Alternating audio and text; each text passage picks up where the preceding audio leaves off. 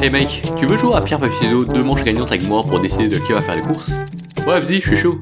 Cool, allons-y alors. Quelle naïveté de sa part. Il ne sait pas encore que je viens de lire un article sur les stratégies pour gagner à coup sûr au pierre papier ciseaux. Selon les recherches, les femmes commencent généralement par le papier, alors que les hommes ont plus tendance à jouer pierre sur le premier coup. Ceci est dû au fait que le poing fermé est un signe de force, ou simplement parce que les gars sont tous cons et que c'est le premier mot dans le titre du jeu. Du coup, si je joue simplement papier, je devrais gagner tranquille. Mais, ce gars-là n'est pas n'importe qui. À mon université polytechnique, en ne fournissant que le minimum d'efforts nécessaires, c'est déjà l'homme qui a la meilleure moyenne de toute notre année. Il doit donc déjà forcément connaître cette théorie. Il va donc essayer de me tromper en faisant l'inverse de ce qu'un homme jouerait typiquement en jouant le papier. Dans ce cas-là, avec ciseaux, je le ferai sécuriser de la victoire de cette première manche. Beaucoup trop facile, Julien. Ton envie d'être imprédictible te rend tellement prédictible, tu es comme à poil devant moi.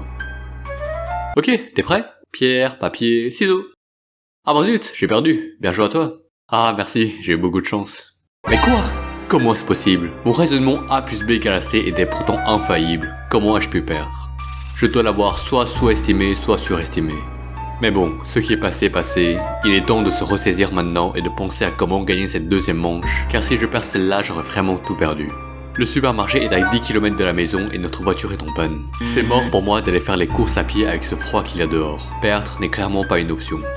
D'après les statistiques, les gens sont plus aptes à rejouer le même goût s'ils ont gagné la première fois, car on ne change pas une stratégie gagnante. Du coup, s'il rejoue Pierre, je vais devoir sortir papier pour le battre afin de rendre le score 1-1. Mais attends, qu'est-ce que c'est que ça? Pourquoi garde-t-il ses ciseaux de jardin en main pendant qu'on joue, alors que c'est clairement une perte d'énergie inutile? Ce n'est pas du tout logique, venant d'une personne aussi intelligente que lui. Le plus grand détective de l'histoire a dit dans son aventure: une fois que vous avez éliminé l'impossible, ce qui reste, aussi improbable soit-il, doit être la vérité.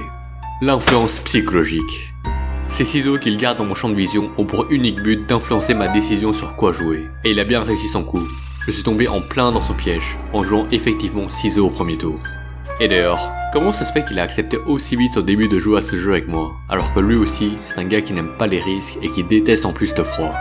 Il n'y a qu'une explication possible. Il savait déjà à l'avance que j'allais lui faire cette proposition. Mais si ceci est vraiment le cas, prudent comme il a sûrement déjà préparé plus d'un coup à l'avance. Qu'est-ce qu'il a d'autre? Qu'est-ce qu'il y aurait de plus qui va lui servir pour gagner une manche de plus avant de lui sécuriser la victoire? L'échelle! Très visiblement, il avait meilleur temps d'utiliser directement l'échelle pour atteindre le haut du mur du buisson. Mais au lieu de ça, il a préféré de se mettre sur la pierre qui n'est pas la meilleure option. Pourquoi? La réponse est évidente. Il veut m'influencer inconsciemment à jouer pierre sur mon prochain coup. Mais pas aussi vite. Faut pas que j'oublie à qui ai-je affaire. Si même moi, j'ai pu réfléchir jusqu'à là, lui, il doit être au moins 2 étapes plus long. S'il pense à ce que je pense, il pense, suivant la logique. Il va jouer ciseaux. Il me suffit donc de jouer pierre pour le battre. Mon petit Julien, tu ne t'attendais pas à ça, hein. Depuis le temps qu'on se connaît, je maîtrise déjà toutes des habitudes et comportements dans différents états d'esprit. Jamais t'arriveras à me déjouer sur ce coup-là. Du coup, t'es prêt pour le deuxième round?